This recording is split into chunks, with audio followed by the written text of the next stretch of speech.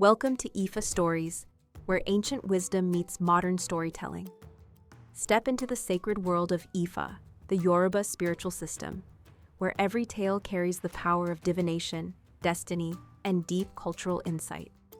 Join us as we unravel the mysteries of the Orishas, the divine forces guiding our paths, Òrúnmìlà, the Iron Moles, and many more.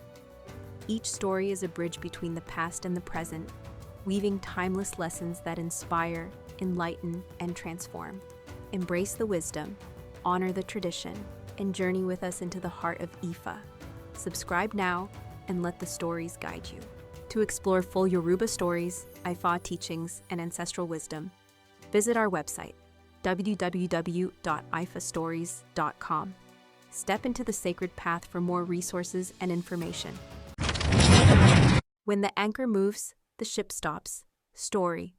There was a family that had several children, and the youngest was named Ògún. He went out in search of fortune and arrived at the house of an old man, Òrúnmìlà, and asked him for help and work. Òrúnmìlà gave him work, providing him with tools until he had 7 in total. When Gun grew tired of working, he told the old man he was leaving because he wanted to see his family and still hadn't had any luck. To encourage him to return, Òrúnmìlà gifted him the 7 tools and told him that with them, he would do well and find fortune. Gun began walking until he arrived at a beach, where he decided to stay. With the debris and wood that was scattered along the shore, he began constructing a platform to sleep on, so he wouldn't have to lie on the sand and brush, fearing harmful animals. As he was building this platform, he saw a boat capsizing in the choppy sea.